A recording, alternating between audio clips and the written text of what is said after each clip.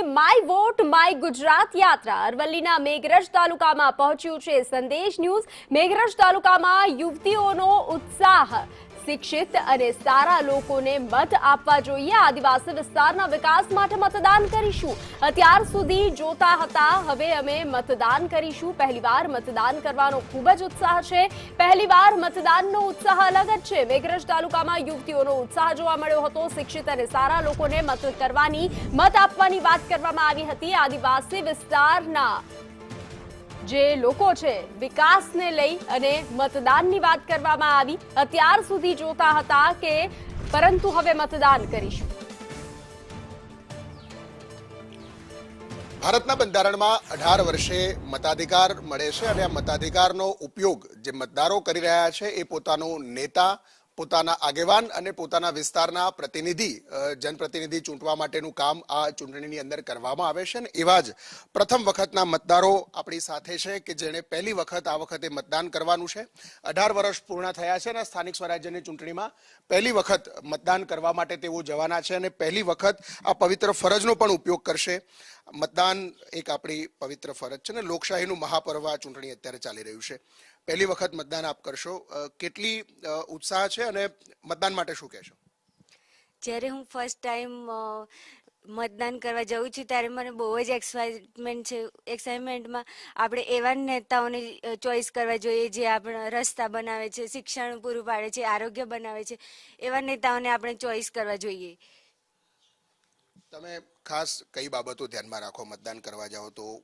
કેવી રીતે, શું જોઈને મતદાન કરશો? અમે જ્યારે મતદાન કરવા જઈશું ત્યારે અમે જોઈશું જે નેતાઓ ઊભા છે એમનામાં કેવી યોગ્યતાઓ છે, એ આગળ અમારા જે સમાજને છે, જે વિસ્તારને છે એને આગળ કેવી રીતે વિકસાવ કરશે એનો બધો અમે ધ્યાન રાખશું અને કેવી રીતે જ્ઞાન જે બધું એમને સ્ટડી રિલેટેડ એમનું એજ્યુકેશન કેવું છે અને કેવી રીતે સમાજને આગળ લઈ શકે છે એને જોઈશું।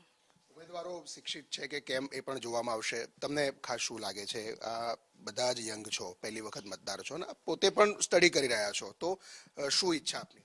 અમે એવું વિચારીએ છીએ કે કોણ એજ્યુકેટેડ છે, કોણ કેવું છે એ વિચારીને મતદાન કરીશું અને અમે સારો એવો નાગરિકને ચોઈસ કરીશું જે અમારા રોડ રસ્તા, અમારી સ્ટડી પર અને અમારા ગામડામાં, શહેરમાં બધામાં વિકાસ કરી શકે તેવાને અમે ચોઈસ કરીશું।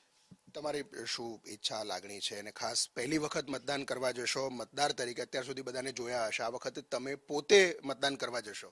હા, જેમ કે કોઈ આપણે પહેલી વાર મતદાન કરવા જે કોઈ મતદાન કરતું હોય ને આપણે જોઈએ તો આ વખતે જે હું પહેલી વાર વોટ આપીશ એ જોતા હતા પહેલાં, હવે હું મતદાન કરીશ તો વિચારીશ કે કેવા નેતાઓને મતદાન આપવું ને શું કેવા નેતા છે એ રીતને જોઈને મતદાન આપીશ। ઉમેદવાર જોઈને મત આપવામાં આવશે। તમને શું લાગે છે? કારણ કે એક અભ્યાસ કરો છો એટલે પરીક્ષા પણ આપતા હશો, આ પણ એક પરીક્ષા છે તમારા નેતા ચૂંટવાની, તો આ પ્રશ્ન હશે શું અને તમે જવાબ એને કેવી રીતે આપશો એ ચૂંટણી રૂપે?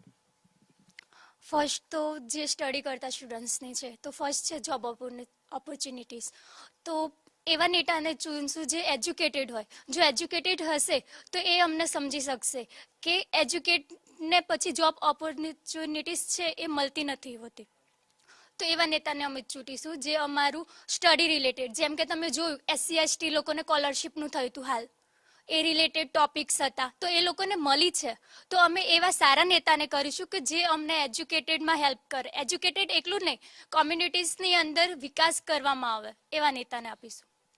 અન્ય દીકરીઓ છે કે જે પહેલી વખત આ વખતે મતદાન કરવાની છે, તમને શું લાગે છે? અભ્યાસ કરી રહ્યા છો, અભ્યાસ કરતા કરતા હવે એક દેશના નાગરિક તરીકેની ફરજ પણ તમારે નિભાવવાની છે।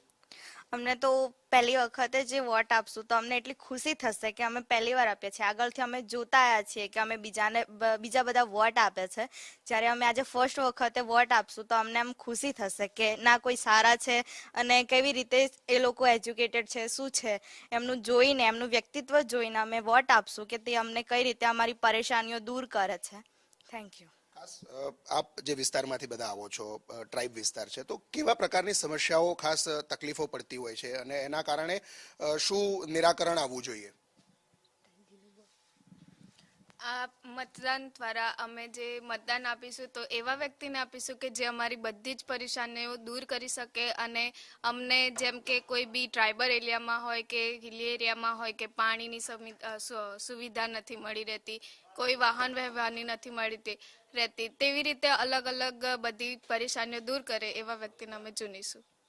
ચોક્કસથી આ પહેલી વખત મતદાન કરનાર દીકરીઓ છે, અભ્યાસ કરે છે અને સાથે આ વખતે સ્થાનિક સ્વરાજ્યની ચૂંટણીઓમાં જ્યારે મતદાન થશે ત્યારે પોતાની પવિત્ર ફરજ અને એના માટે ખાસ પોતે અભ્યાસ કરી રહ્યા છે. એટલે શિક્ષિત ઉમેદવાર હોય, પોતાના વિસ્તારના અને સમાજના પ્રશ્નોને વાચા આપી શકે અને વિસ્તારનો વિકાસ થઈ શકે એ પ્રકારના ઉમેદવારો ચૂંટવા માટે એવા વિષયો જોઈ અને મતદાન કરશે તે પ્રકારની વાત પણ આ દીકરીઓ કરી રહી છે. કેમેરામેન કુંતલ મહેતા સાથે હિરેન રાવલ, સંદેશ ન્યૂઝ, મેઘરજ.